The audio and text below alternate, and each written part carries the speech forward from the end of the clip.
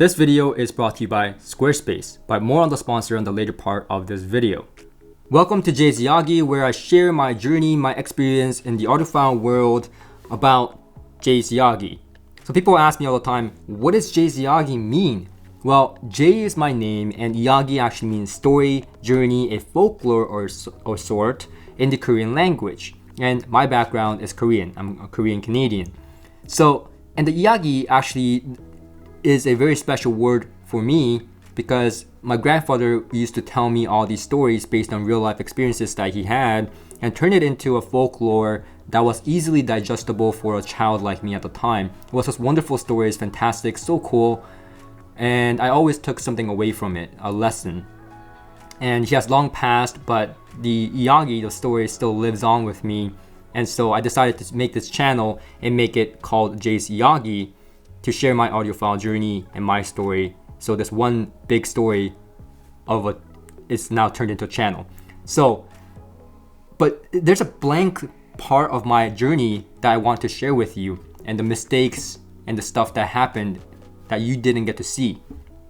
Because of course you can see my channel and the gear that I went through up to this point in the modern gear, but I had vintage gear, I had lots of well measuring gear, high-end gear and stuff. I went through a lot of stuff right before I started making videos, and I didn't get to share that with you, so I decided to make these videos where I would kind of start sharing about my experiences and other people's experiences along the way.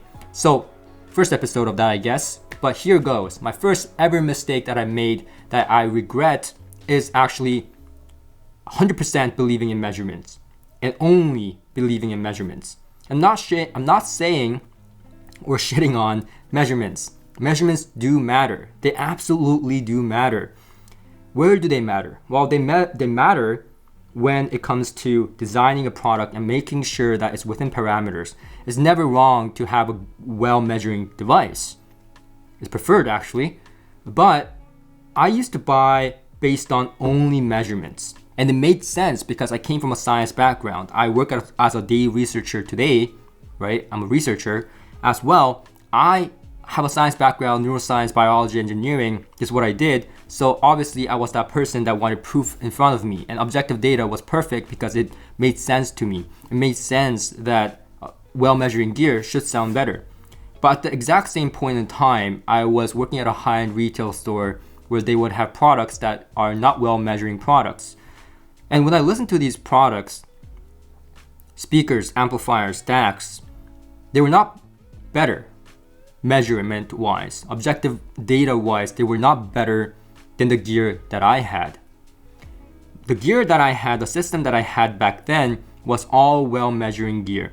I followed ASR, Audio Science Reviews, and a lot of forums, a lot of stereophile measurements to collect the best measuring gear. And my system was very well measured compared to what we had in store. Despite this, when I went to the store and listened to music inside the store, I would be engaged with the music emotionally. And this hobby was about emotion for me. It was about music, art, emotional, connection to the music that I love. And I got that when I was in the store. But when I came back home and listened to my well-measured system, that emotional factor wasn't there. It performed very well, don't get me wrong, but I wasn't emotionally engaged, and I liked what I heard in the store better. So I was very confused from a person that comes from a science background. I was like, how is this possible? There must be some factor that these speakers have or these gear in the store have that I'm missing with whatever I bought. Turns out that's not really the case. Turns out measurement isn't everything, and that's why people say this hobby is very subjective. I didn't quite understand that until leading up to that point. Now, I got the chance to speak to a lot of engineers back then and still now, and they all tell me the same thing, that they start out with measurements, but the final tuning is done by ear. And I didn't quite understand that as well. Honestly speaking, it frustrated me. It frustrated me because as a young audiophile who didn't have a lot of money, I wanted a objective data. I wanted, what does it matter? Damping factor, frequency response, distortion factor. There must be something that I can look at and objectively say that this stack is better than this stack, this speaker is better than this speaker, 100% all the time. That's kind of what I wanted, and an easy answer. But I just understood at the time that this was art. Music was art. And that objective data, while it's important, doesn't really tell you that you're going to subjectively enjoy it 100% of the time. Again, measurements do matter when it comes to making sure the parameters are okay for the engineer to look at and assess. But the subjective part also matters. And my grandfather used to say, life is not black and white. Nothing is black and white. In fact, it's gray. And I was very confused by that statement, but he explained it to me that truth lies somewhere in the middle. So at the end of the day, I learned through that journey, through that story, that you have to listen to it. This hobby is a lot more subjective than objective data, and not one spec can tell you that you will enjoy that product. It can give you a good educational guess, just like you look at a picture of a speaker and go, oh, that may be sounding a little bit bright, or make an educational guess based on your past experiences, but you can't really put a finger on one thing and say that is the be and end all, right? It's not going to give you all the answers. Not one spec, not one measurement. It's not just the case. You have to experience it yourself, which makes it really hard for people in this hobby, including myself. And it does frustrate people, including myself, but it's just the way it is. It's art, it's music, and if you want good sound that you appreciate, then you have to listen to it, because you are the person that makes that decision and have to live with it. The second mistake I ever made was not believing in cables or any of these tweaks ever. Because as a young audiophile coming into this hobby, you can imagine, my coworkers at the time, even my boss, was talking about difference in cables, difference in lots of stuff, and it didn't make sense to me because all these tweaks, all these wall plugs and crazy stuff had no scientific ground, right? It's the least scientifically sound designs. It made no sense to me. But one thing did make perfect sense to me, and that's a sponsor of today's video, Squarespace. Squarespace is an all-in-one platform to build your online presence and run your business. I used to run and manage 3 websites for 3 different businesses, one of them being a HiFi store, and guess what? They all used Squarespace. I asked those businesses what they liked about Squarespace, and it mainly came down to 3 main points. Number 1, they really liked the custom templates. Squarespace has one of the most diverse custom templates to fit any business model. This means less money and money spent on creating a website from scratch. Number 2, they said it was easy to use. Squarespace is intuitive and easy to use for someone with little to no experience building a website and managing it. Number 3, they said it makes selling easy. These days, it's all about e-commerce and standing out, and Squarespace makes selling online easy for both the customer and the business owner with email campaigns, SEO tools, and analytics. So if you're interested, head to squarespace.com for a free trial, and when you're ready, go to squarespace.com/jiyagi to save 10% off your first purchase of a website or domain. Like, I heard a difference right away. I'm gonna be 100% with you here. I heard a difference with cables right away, but I denied it. I denied to believe it because on paper, it made no difference. And truth be told, I denied it for a very long time until I heard such a massive difference that there was no denying it. Because cables make small differences. Let's admit that right away, right? It's small differences. But I also understood that it depends on the system. I'm not talking about how much money you put into it. People often go, oh, well, you really need a high-end system to hear a difference with cables. Bullshit. Not the case. At least from my experience. I've heard the biggest difference in cables in a vintage system. And I'm talking about Western Electric cables. They gathered like the vintage guys and found the best cable and stuff like that. And so I bought one. I still have one. And I actually connected it to a vintage JBL system with tube amplifiers and so on. And we did a switcheroo with Belden and all these other cables. And I just couldn't believe the difference it had on that system. And before you ask, no other parameters was changed. So again, the difference is depending on the system, depending on the scenario, and I don't know why. It frustrates me again as someone who has a science background, But again, I can't deny it. You know what I'm saying? It's like seeing a ghost so real, right? You saw it yourself, but science says that ghosts are not real. And you know, what would you do? And that's kind of like the situation I am in, is that I heard it so evidently, the change in a system with cables, that you just can't deny it. But science says otherwise. So at least up until now. And what we have to also understand on a shorter note here is that science, you have to always understand that it's not always perfect. Science and being scientific means having an open mind. Because remember, people believe that Earth was flat. People believed in things back then scientifically that it was that there was no unconsciousness. Okay, people thought it was crazy that people had unconsciousness. Okay, they thought it was consciousness, and everything else outside of consciousness was just ludicrous. There was no such a thing as the unconscious mind. Anyways, point aside, understanding that we don't understand everything, acknowledging that we don't understand everything, and that it's not, again, black and white, but the truth lies somewhere in the middle, is the best belief system, at least for me, and how I cope with all this, right? It's just, and of course, I understand that the human mind is strong, it can do things to you, but when you're in a room full of people that hears the same thing, same descriptions, and they are saying the same thing on what's in your mind, thinking, right? You're not saying it out loud, but the guy next to you is saying things that he's hearing that is in line with what's inside your head, what you're thinking about the change right now, is just scary. And it's kind of undeniable, right? And again, not a scientific test, yada yada yada, but again, we're talking about personal experiences and subjectiveness and my experience with that.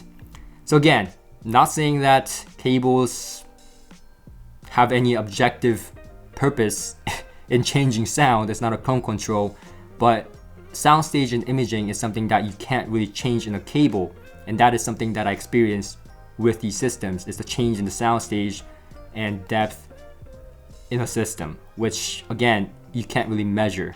So again, I just found that interesting and hard to swallow at the time, hard pill to swallow at the time as someone who has a science background, but I learned it through experience. And it was a mistake to deny it for so long instead of just hearing it for yourself, experimenting. I think the biggest mistake here was that I denied to experiment because I so strongly believed that it was all snake oil. Don't get me wrong, there is snake oil in this industry, but that's point aside. Number 3, I was crazy about format and high res. So what I mean by that is like 24-bit, 16-bit, DSD. I cared about the resolution of the files that I was listening to. I believed that turntable sounded better. I believed that analog sounded better. I believed in it so strongly that I had the same recording, same tracks on multiple media, and I would A/B it, and I would try to get the best of the crop. I would spend lots of money on music, and there's nothing wrong with that. I'm not saying there's anything wrong with chasing for the best resolution of the music you love, but I believed that it would sound better. And maybe it does, but sometimes I wouldn't play music that was not available in high resolution format. And these are music that I enjoy. It doesn't matter if it was not, if it doesn't have the highest resolution. And I should have known better because I have a studio background, but I at the time was a little bit crazy, I guess. And I think we can all say the same, that we were a little bit crazy into this hobby. It's a crazy hobby, but I decided to stop because I recognized and remembered that it's not about the resolution of the files as much as it's how it's recorded. A good recording will sound good as an MP3 file. Oh my god, I'm gonna kill some audiophiles out there, but MP3 files, wave, DSD, it will still sound good. It's about how it's recorded and how it's mastered and mixed, rather than the resolution format. If I record with the shittiest microphone, the shittiest techniques, and mix and master it with my shitty skills, then it doesn't matter if I provide it in DSD, it's still gonna sound like shit. So that was something that I had to work through in my head and through experience, that some bad recordings that I had in MP3, DSD, vinyl, whatever, it doesn't matter. It still sounded like shit. And good recordings, whether it was MP3, DSD, vinyl, whatever it was, still sounded good. And I learned that kind of the hard way, unfortunately. And I'm kind of ashamed about that because I should have known better since I have a studio background. Now this next one, I'm going to keep it short because it was during my subwoofer phase. It was influenced by lots of my friends at the time who swore by subwoofers, and I bought multiple subwoofers because I wanted that bass. But I'm not a true believer that you need a subwoofer for music, because most of the music that we hear and most of the speakers that we have is able to handle down pretty low. Like, you don't need to, unless you play pipe organ, you don't need 20 hertz all the way down. It's beneficial to, but it's not a requirement, is all I'm saying. And often I don't usually use subwoofers. I use it sometimes if the speaker requires it and if I think the sound is going to be better, and depending on what I'm trying to achieve. It's not a set in stone. There's no rules when you should have a subwoofer, right? But there's recommendations for sure and suggestions which can be beneficial. And one of the biggest mistakes that I made with subwoofers is that because I bought it with my own money and I have money invested in it, I wanted it to perform. I wanted to hear the subwoofers. So I cranked it up. And cranking it up would make the blending terrible. Now the point of a subwoofer is to have seamless integration between the subwoofer and the speakers in front of you. So less is better. And this is one of those situations where less was better. And this next one kind of ties in, less is better. And I learned this the hard way through experience as well. It's not always the case that you have all these gear and it sounds better. In fact, less sometimes, and most of the time actually, I would say is better. Like, I had this entire system with monoblocks, preamplifiers, and turntables, and all these individual components. I was a believer of separates, as a lot of audiophiles do. And I believe that was the best way to do it, until I heard an integrated amplifier from Kinky Studio. And that integrated amplifier, XM1 Plus, I believe it was called at the time, destroyed my belief system because it sounded so good, even though it wasn't integrated. And integrated was not always as good. There was a time period where integrateds were never competing with separates.